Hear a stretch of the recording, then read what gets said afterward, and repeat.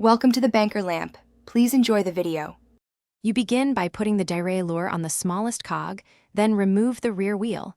This unloads the cassette and makes the spline accessible. Once the wheel is secure in a work stand, insert the cassette lock-ring tool into the lock ring and fit the chain whip on a cog to prevent rotation. Hold the wheel firmly. You want counterforce. Turn the lock-ring tool counterclockwise with a wrench until it starts to loosen. Make sure to keep the chain whip steady so the cassette does not spin while you break the lock ring free. Once the lock ring is loose, slide the sprockets and spacers straight off the freehub body. Do this one piece at a time so you remember the order.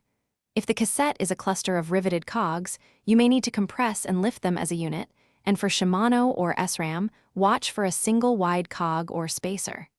Clean the freehub splines with a rag, remove grit, and inspect for damage.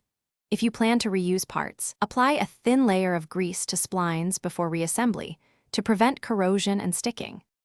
To finish, slide the cassette back onto the hub in the original order, align the spline keyways, then thread the lock ring by hand to avoid cross-threading.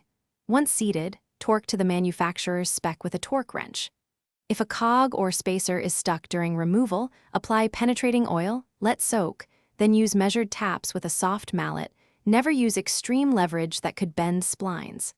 After tightening, spin the wheel and shift through gears to confirm smooth engagement before riding.